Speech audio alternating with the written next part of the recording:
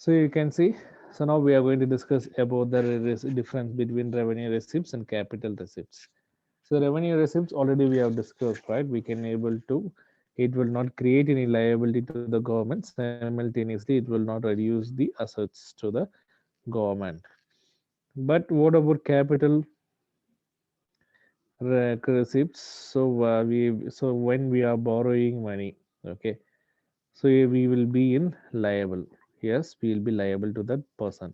Suppose here we have discussed one source of capital receipts, disinvestment. Disinvestment in the sense we might be selling our shares or ownership or our firm itself to make it as a capital. So here it will it reduce the assets. So find nature. They are regular and recurring in nature. What do you mean by recurring? Continuous, regularly. Okay. So every individual has to pay what tax. Yes or no? Yes. Even for if we consume a coffee, we need to pay GST, IEST, yes, GST. Even if you are buying a books or pen or mobile phone calculator, we have to pay GST or GST. Okay. Simultaneously, each and every individual who is doing business, the person who is doing business, they will pay property tax, corporate tax, business tax, and those who are working as a salaried person, they will pay their income tax. So this is what nature. So it is regular. What about this capital receipt? It is irregular. So every time we will not disinvest our properties. Every time we will not borrow. All the time we will not lend money to other what so small territories or states. So it is irregular. It is not a continuous one. Future obligations. There is no future obligations because if government, if they didn't get any revenue tax, they will not do anything. For example, if we are paying income tax. So this time we failed to pay the income tax. Next time we will file along with penalties. Okay, that will be the maximum. We have to we suppose we are having a business. In that business, if we fail to pay the corporate tax, and next time what we have, the government will do, they will ask us to pay along with fine. But what about this capital receipts? If we didn't pay the capital receipts, what will happen? If we pay the borrowings, what will happen? They will take back our belongings, and also we need to pay a lot of amount along with interest. Yes. So what are the sources of receipts in the sense tax? There is in tax revenue, non-tax revenue. Tax revenue example, direct tax, indirect tax. Non-revenue examples like fines, registration fee, interest. These are all the non-tax revenue. So what about capital receipts like borrowings, recovery of loan, disinvestment, and small savings? All these things will come under examples of capital receipts. Have you got my point? Yes, sir. Yes, sir. Yes, sir. Guys, are you all there? Are you listening me? Yes, sir. Okay, fine, fine.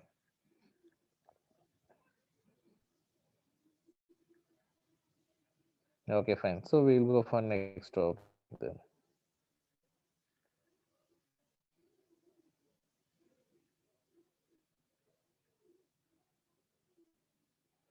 So now next we are about to discuss budget.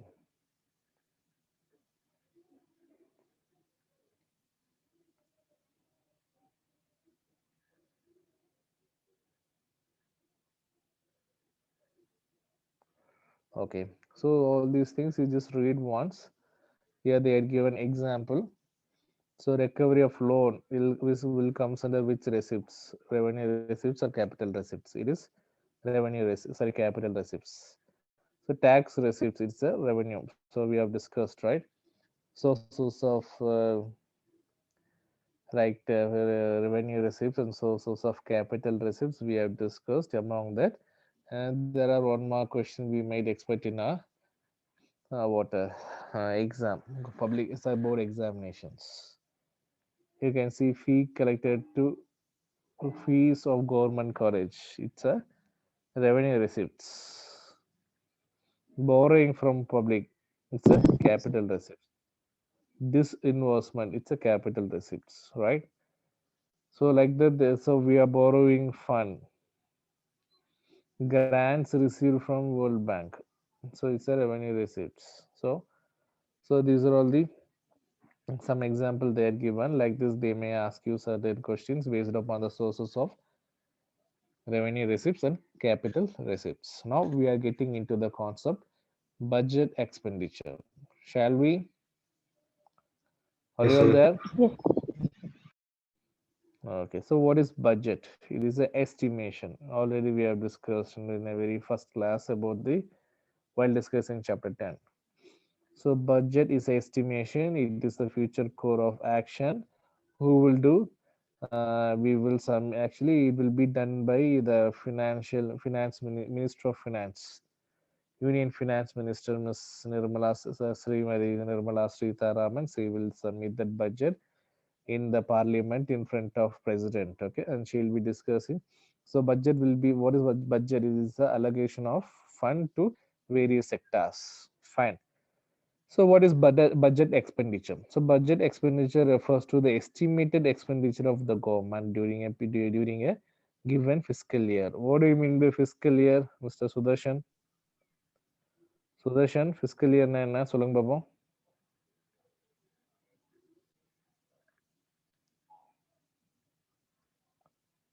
Are you there, Sudarshan? He is not there. So Vishwa, can you please tell me what is fiscal year?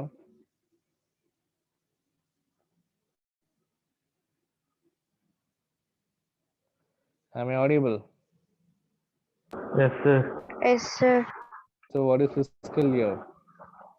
It's a financial year. Accounting year, Fiscal sir. year என்னது? It's Financial a year. accounting year, financial year. இவ்வளோ நேரம் search பண்ணிட்டு இருந்தீங்களா? Google search. Okay, fine. So here, so budget expenditure refers to estimated expenditure of the government during a given fiscal year. So what is that estimated expenditure like for education, for what for health, like that they will allocate fund. Okay, so recently they have estimated some 700 crores for what BJP party house. Have you all seen that?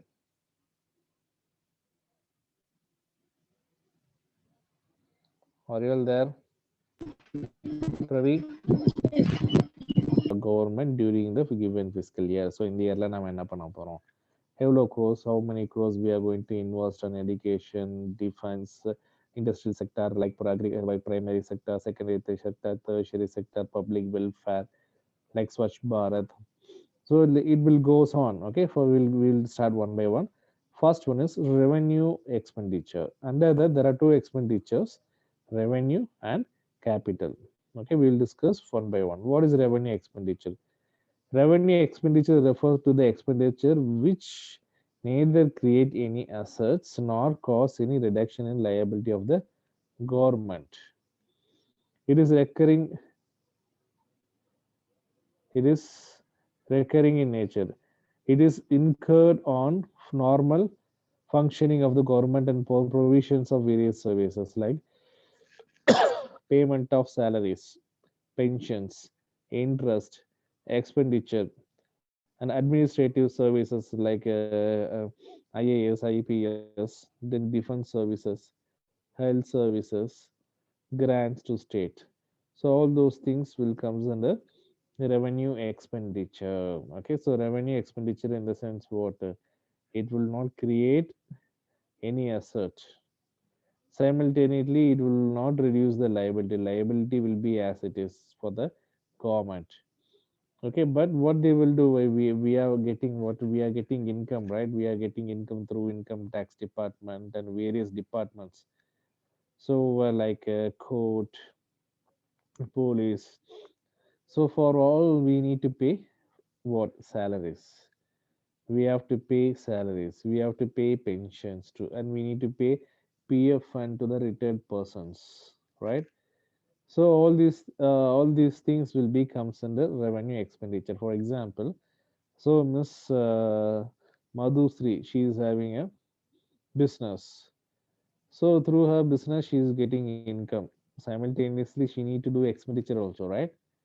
She has to pay what salary to the employees, wages to the employees, and she has to pay interest to the loan what she bought. So all those things will be comes under revenue expenditure. Got my point?